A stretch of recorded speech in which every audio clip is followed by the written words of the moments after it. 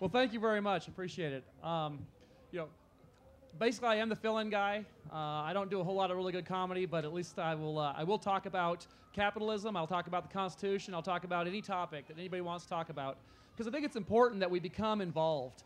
You know, for me, I never wanted to be in politics. This is something that about 2 years ago I realized that our country was going the wrong direction. And I was fearful that everything I would do to work and everything I would do to create for the future and the principles that I would instill with my kids would be lost. And so I decided, you know what, I'm not going to allow this fight to go unfought. So I stood up, I said, I'm going to run for office, and I was told that it was unwinnable. I mentioned this earlier. In my district, it's 20% registered Republicans, 39% registered Democrats, and the rest are independents. And so I was told by the mainstream political individuals that there was no chance I had, and I said, you know what, I have to run anyway. I have to stand up, and I have to speak about what's right and what's wrong. And so when I stood up, I said, listen, I'm a beer-drinking Christian. I'm a capitalist, unabashedly, okay, and I believe in my country. I will fight socialism. I will fight fascism. I will fight communism to my dying breath. Too many of our guys have sacrificed everything in order for us to have the freedoms we have here, and it would be a crime if we did not stand up and follow in their footsteps. I was asked to come up and talk about capitalism. I want to talk to you about the debate with regards to the debt ceiling and the mistake it was to raise the debt ceiling. But the other issue is it was kind of a trivial debate. When I got to the Iowa Senate, you know, I asked the question of why don't we follow the rules? We have laws in place to tell us we're supposed to have budgets done by a certain time. Just like the Senate at the federal level is supposed to have a budget submitted, and they have not done so in 2 years. No Congress can ever hold a future Congress to anything. So when they tell you they're going to cut spending 10 years from now, it's a lie. When they tell you they're going to cut spending 3 years from now, it's a lie.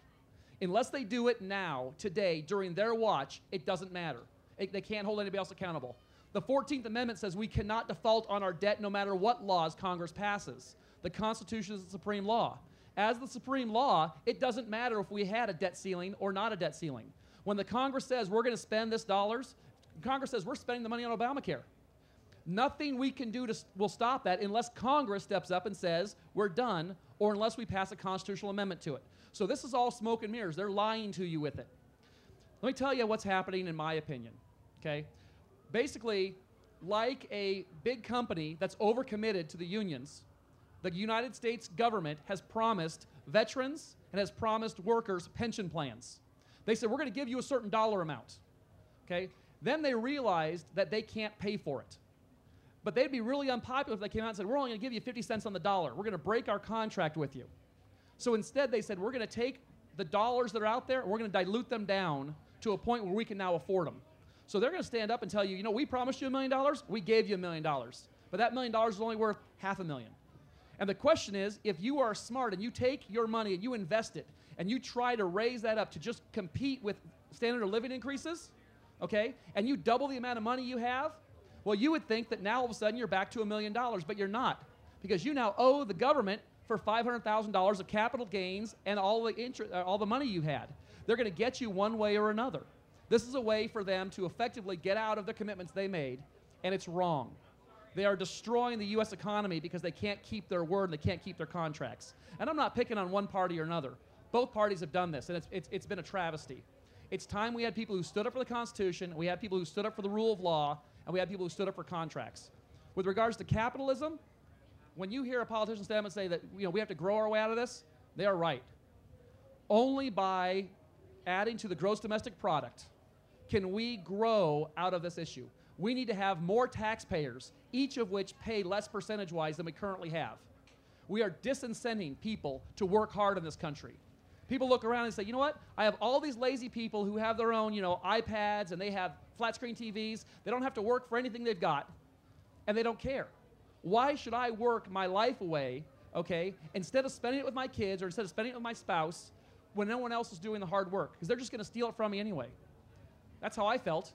I felt that the harder I worked, the more I was punished. And so instead of me going away and taking my fortune, taking whatever I've created, I've got 4 companies. Instead of taking my wife and moving to New Zealand or to, you know, to Switzerland or someplace else where we're actually treated like capitalists, I said, I'm going to stay here in Iowa and I'm going to fight because I'm not a coward. I'm not going to run away. Thank you. It's time that we elected officials who have a passion for doing what's right. I would rather, in the Iowa Senate, it's a 4-year term. Okay? I would rather be a hero and courageous for 4 years and be unelected than to be someone who went with the flow for 50 years. That doesn't do us any good. We need warriors now, and we need to stand up for what's right. Thank you. You know, we can talk about the Constitution. That's kind of my forte. When I got to this, the state Senate, I went through, I said, well, here's what the Constitution says. And I had a lot of people from both parties tell me, well, that's not that important. So what do you mean? The first day we got here, we put our hand on the Bible, we swore to uphold the Constitution. It makes sense to me that that's what we should be fighting for. They said, well, that's for the courts to decide. If we pass a law that they think is questionable, they go through the process where someone goes to the courts decide if it's constitutional or not. I said, no, that's not what we do. We are the first guardians. We are the gatekeepers of the Constitution. It should not get through the legislature if it's not constitutional. We need to fight for that in every issue. In the state of Iowa, we have in our Constitution, it says every subject should have one issue specifically stated in the title. Okay? That means if we're debating mental health, only mental health should be debated. If we're debating right to life, only right to life should be debated. When you get a bill that comes in with 30 different topics, 30 different issues, okay, 20 might be good, but 15 might be terrible. You have to make a vote, yes or no, on the whole thing. I said, no, every issue needs to have a vote up or down on its own merits. We need to fight for that here in Iowa, and that's what our Constitution tells us to do. So, at the state level, and the people tell me, I just talked to Kim Pearson, one of my very favorite people. They said that she refuses to compromise, and I respect that, because you know what? If you want to talk about whether we should spend $100 or $130, and we say we'll spend $115, okay, that's a compromise. But if you say that the definition of life begins at conception or it begins at 24 weeks, I'm sorry, we may or may not be able to compromise on that. There are certain values we have. If you say, you know what, you should just go against the Constitution this one time, I say no. I gave an oath. My wife is around here someplace. She has my first oath, and the state of Iowa and the United States of America have my second oath. I'm not going to take an oath beyond that. I will fight for those things. I don't need to go out there and, there's a lot of groups out here who want you to sign different things to give you an oath that you're going to do this or an oath to do that. The problem with that is, at a certain point, you run into a conflict of interest. I don't want to have a conflict of interest when it comes to the Constitution. When it comes to the Constitution, I will fight for what it says, even if I personally want something different. In the state of Iowa, we're talking about property tax changes, and Governor Branstad and I actually had a conflict on this. He believes that we should be moving corporate taxation down to where private property or residential taxation is. Okay? The problem is he wants to do it by an unconstitutional method, by scaling back an unconstitutional system. It's difficult, but we have a way to change our Constitution. There's a process. The Constitution built it in. We shouldn't be taking shortcuts. We shouldn't be taking the coward's way out. We need to have a hard discussion on what it means for the Constitution. By the way, the first thing that we did as a country to compromise, we counted one human as 60% of another human. That was our first compromise. I think we should learn a lesson from that and realize that not all compromises are worth it. Not sure if there's anything else.